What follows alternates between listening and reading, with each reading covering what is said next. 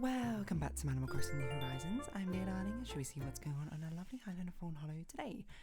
Relaxing as per usual.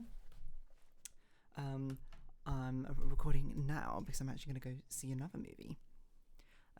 Today as well. Yesterday saw Flow. Today I will, probably by the time you see this, I've seen The Accountant too, which I'm not really sure what it's about. My friends watched The First Accountant last night. Accountant. And another friend wanted to see it, so we're going to go see it. I don't know what to expect, to be honest, but hello everyone, we're right now in Fawnhallow. It's 2:53pm on Sunday, May 4th, 2025. How's it come along with recording things? It's a very scary thing because I am busy this evening. I have no backlog. I've not done the next thumbnail art for the next series, and I'm pretty sure Animal Well might be finishing within the next, I'm going to say 3 weeks or so. And another Crab's Treasure might be as well, which are both very scary thoughts considering everything. But also, I think they also have deceptively more left in the game than I'm actually anticipating. Because I thought we were at the end for another Crab's Treasure for ages, and then it turns out there's a whole nother world. And I was like, oh, okay. I was like, this must be the end, there's another world. Oh, okay, this must be the end. Oh, no, it turns out there's a whole nother world. And I'm like, what? Animal Well, I'm sure, is a very similar thing, so I'm not too worried about that. I'm more worried about the fact that the story-based game I've not done the thumbnail art for, because I've not really had a lot of time to do so. You might say part of it was contributed to the fact that I stayed up playing Rabbit and Steel with my friends till like 5 AM last night, and I would say, yeah, you're not wrong, that was deeply irresponsible but also very fun. We did actually manage to beat Emerald Lakeside on the last run, on Lunar difficulty, which is fantastic. We love that. It was very difficult, but we got through to the end. So now the only ones that I've not done on Lunar are Red Dragon Keep, which I think we've gotten to the final boss a couple of times, and the Kingdom. I can't remember what Wolf Kingdom is called, but that one, which I say is not one I think I've ever done before in Lunar difficulty, but that's a-okay. I had a D&D session yesterday. Was yesterday? Yes, yesterday. Part of the reason I suppose that's been rather busy. 3 D&D sessions in 1 week is certainly a lot, but managed to get it done. It's a pretty good one. I think it was very, very centric on one of the characters, I would say. Not in a bad way, of course. All the characters have in turn, like, you know, the main arc follows just one character, and then we've had like a short little break to explore more of this other character, and now we're having another sort of tiny break to explore this other character, because they're not, I suppose, intertwined in the sense that, like, oh yeah, they're all like dependent on each other. I just spelled my wrong Neopet. But it's more so that the exploration of one much more naturally leads into the exploration of another, into another, etc., etc. And in this case, we also had a nice a little bit of a explanation of the DMPC's backstory. So this DMPC, it's a very interesting one, because this DMPC was kind of like a mix of two different concepts I had together, or a few different concepts I had. One being, I wanted to play an artificer, because I was like, they seem like a cool class, I've never seen them before, with all the times I played D&D, so why not do this, play something which I'm not used to. And I was like, the battle, it's not called Battle Master, what's it called? Battlesmith. And I was like, seems like a really cool concept.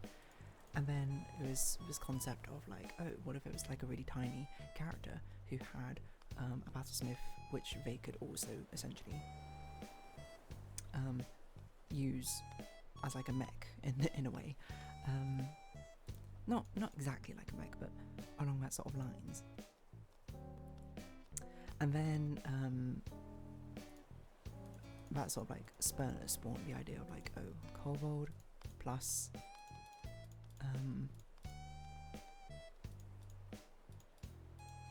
this mech could be a very interesting combination.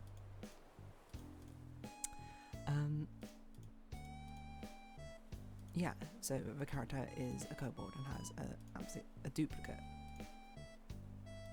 Its mech, I can't remember what it's called, the automaton it summons is essentially herself again. And then it spawned from another like story concept idea I had of which I won't go into full details because I guess technically the other campaign don't know about it, but essentially you have a tragic backstory about loss, about a character concept. I was like, oh, if I want to play this, it'd be exploration about loss, maybe moving on or not moving on, depending on how the case may be. I don't know exactly how the story may go, and about feeling I guess survivor's guilt is kind of the biggest thing. So that was very fun to be able to reveal more of the backstory of the characters. Like I always say, like all the characters, or all the like main characters, NPCs in the campaign, all have backstories in one way or another. Some ranging to very happy, and some ranging to quite sad. This one's definitely on the sadder side, I think, because I remember that there was like some random tweet, I can't remember who for, but it's just like, why do all adventurers in D&D campaigns have such sad backstories? And then the explanation being like, you know, obviously I think there's something much more compelling about exploring sadder backstories than just pure happy backstories. These sort of things, it feels like more of a dramatic punch. It feels like there's more. I'm not saying there's nothing wrong with having a happy backstory, you know, I don't mean that. But I think when you're playing as a player character, you're like, I kind of want my backstory to have like an impact of some way, or to resonate in some way or another. And sometimes those emotions, sadder and angrier ones, tend to be ones which resonate more strongly.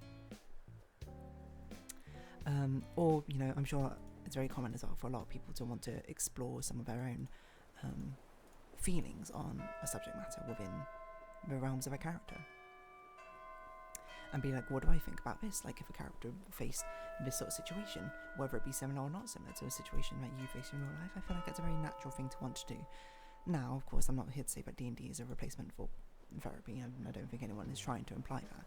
But I think it can be an interesting way to sort of explore things, right? And I feel like it's a lot easier to explore happier things in real life, right? Or the concept of happier things. Anyway, but the thing that I can't remember who it says. I think it was actually from some of the cast in Critical Role. But the general idea being that, well, it's not so much that every adventurer has a sad backstory, so much as so that if you have a sadder backstory, you're more likely probably to take on a dangerous role like an adventurer. Like if you've lost all your, like if you have a happy family, a stable job, or whatever, and you know you're in sound peace of mind, why would you become an adventurer? One of the most dangerous, like certainly a very lucrative profession in most fantasy worlds, because it's incredibly dangerous. You're essentially risking your life every single day for what might not even be a tangible reward in the end. So often the people who are set to be adventurers will be people who perhaps have lost stuff in the end, and then, you know, have a desire to actually seek out a different change to their life, right? As I'm saying, if you have like a very comfortable base life, like job, family, etc., why would you become an adventurer? Why would you not just take up another profession in that world? But people who become adventurers, maybe they're trying to run away from something, maybe they've got somewhere trying to work out, maybe they're on like a path of vengeance or something like that, which often are sort of spawned in from much more tragic backstories. And it's a very interesting thing, because I think almost every player character, except for maybe one, has kind of, okay, let me think. In one group 1, 2, 3, yeah, I'd say basically like most of the player characters in these campaigns, 3 out of 4 in each group probably has like, I would consider a sad, or it ranges from extremely tragic to, you know, saddening backstory and motivation behind becoming an adventurer, which makes sense, because I mean that cause is the thing which sort of pushes people to do so, to become an adventurer, to seek something out. One of the characters doesn't really have one of them characters I can't say in any form has a tragic backstory like, and another character I would say doesn't really know much of a backstory, so it doesn't really know it. That's an interesting thing, like if you don't know your backstory but it is a tragic one, does that actually make it tragic because you don't know about it? Essentially, I guess it is tragic in like a narrative sense, but in a personal character sense it's not tragic, because it's like, I had no idea that even happened. How could I, it's hard to feel personally sad. It's only easy to feel like sympathetically sad, I suppose, about it. Interesting concept, is it? Maybe it's not. I don't know, I find it interesting. Because when at least I first saw that tweet, I was just like, oh yeah, that is a really weird thing. Why are all adventurers' backstories so heart-wrenchingly sad? It's always like losing parents, losing family or something. But there's always a reason. It's like the edgy rogue is always an orphan or something. But it's more of like a correlation thing where people don't tend to. It's not don't tend to. It's more like you're pushed into harsher circumstances or pushed into more of this line of work if you have this sort of backstory, right? And that kind of makes it compelling in a way, because I think by having a sad backstory, it gives you also as a player, as a character, something to work for, right? Something to overcome, something to challenge the character and to make your character more than just, oh, you know, everything's been great. Certainly if you've had like a very pampered backstory for your character, you know, you can have like reality checks, I think, on an adventuring journey, which I think is also very interesting. And it's certainly much more in line with one of my first characters, my second character's backstory. She was essentially like a noble. Actually, now I think about it, it's actually very similar to one of my current play characters' backstories. She was a noble, but it wasn't so much that she wanted to be a bard. It's more like she fell in love with one of the people working for it. I was like, you know, it was a classic romance sort of story. Princess falls in love with a gardener or something like that, which her parents didn't approve of, and then she just ran away essentially. And it was very interesting because she had a very pampered upbringing, while the other two characters in the campaign did not, very much more sort of like hardy characters, shall I say, which made for a very interesting dynamic. Anyway, that campaign didn't last very long. I don't think we made it to level 3, to be honest.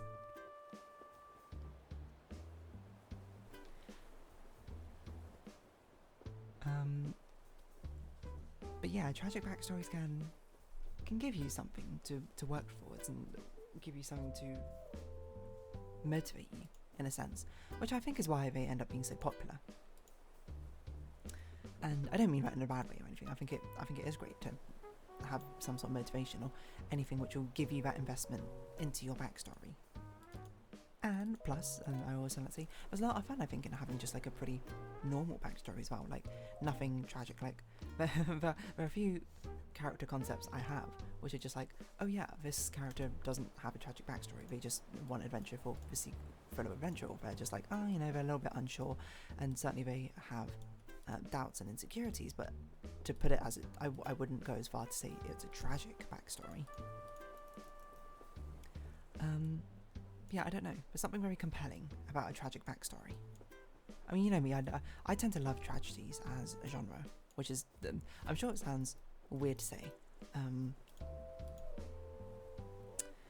because it's like, why, if it's meant to be something which evokes sadness, how can that necessarily be something which I enjoy? But I mean, I talk about it all the time, but I think there's something, delicious is a wrong word, but I feel like it kind of encompasses what I want to say. There's something very delicious about a fictional character's tragic backstory and seeing the growth past it, I think, more than anything. Bittersweet melancholy is a very powerful emotion, which I think ends up evoking more stronger emotions in me than something which is necessarily happy. And that's not to say that I don't like happiness as a feeling. I like happiness in my everyday life, but I think through fiction it's more interesting to explore something else. You know, something which is more of an interesting mix or balance, in my personal opinion. Your mileage may vary when it comes to that sort of thing.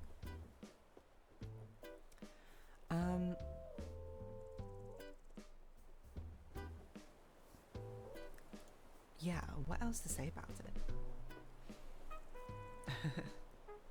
Yeah, and I mean, I was fully aware of that. I'm trying to think in my first campaign how many people had tragic backstories, but we didn't actually find out most about most people's backstories in that first campaign. We got to like level 6 or 7 or so, and then it sort of fizzled out. My character's backstory in that one, the right one was not tragic. They were just, they weren't like I think I described them before, they're a Chunibyo. So basically they're someone who has like delusions or grandeur. You know, think of like an edgelord who goes like, oh, the heart of my dark heart can't contain all this shadowy magic inside. Quick, run away before you injure yourself. I'm a danger to you all. And they were like super dramatic in that sense, but they were genuinely just like a normal person otherwise. Was their backstory. So if anything, it's interesting that the two main characters I played in these D&D campaigns both had very normal backstories. One being, you know, literally they were just a pretty normal person, but, you know, wanting to feel special, I suppose, through this edginess. I guess you could say there's a tragedy in there, but it's not. I wouldn't classify that as tragic. I would classify that as like a regular person story, you know, like an average level of own personal growth to go through. And then the second one, like, she had a very pampered upbringing, and she kind of fled for her parents' disapproval, but it wasn't like her parents. It wasn't. I wouldn't classify it as tragic in a sense, because it was sort of like it's sort of like a begrudging, I guess, approval of a sense. But she was like very dramatic, because that's how I put it. And she, I don't know. I guess I put it as that she was kind of borderline spoiled, and wanted her own sort of like space and independence in a sense. But I never envisioned it to be like a tragic, like heart-wrenching story. It was always meant to be one where it was just like a reconciliation with her parents and, you know, her own character growth through experiencing more of reality compared to her own little bubble. Gave her a whole new perspective. And like a reconciliation was always in what I had in mind. But then I'm trying to think about NPCs. How many of them, what percentage of my NPCs would I say have tragic backstories compared to ones who don't? That's an interesting idea. I think it's probably like 50% of them have like relatively average backstories, which scale from like, if we're saying like -10 is like a huge, like apocalyptic level tragedy, like everything they know and love has ever been destroyed, and 10 has been, their life has been absolutely perfect. Probably about half of them fall in the range of like +3 to -3. And then probably I would say about 35% are in like less than -3, and probably like the last 15% are in the over +3. I don't know if that's necessarily true. I think so. I think the characters are more defined by them having relatively like pleasant lives, but then having like one big sad thing or one big upheaval in their life, which ends up changing things a lot for them. Because like I want to say that one of my characters it used to be part of like this thieves guild essentially, and I'm not going to give spoilers on the backstories, but most of them had like pretty reasonable upbringings. Not all of them, to be honest, but most of them probably like fall in the +3 to the -3 range. But then there was one big event which affected all of them, which I don't think single-handedly would push them to below -3, but seeing as that's the most recent relevant event to the player characters, it probably would feel like, oh, this character has a very tragic past or backstory, when really it's more like they have a tragic present, if anything. I don't know, tragic backstories, fascinating things to a certain degree. So yeah, if you have been watching, thank you very much. It's been Animal Crossing New Horizons. I've been Dear Darling. Likes, comments, subscription, shares greatly appreciated. Socials, Discord down below. Hope to see each other again, but for now it's our farewell. So until next time, bye bye for now. Well, I've just dropped my controller.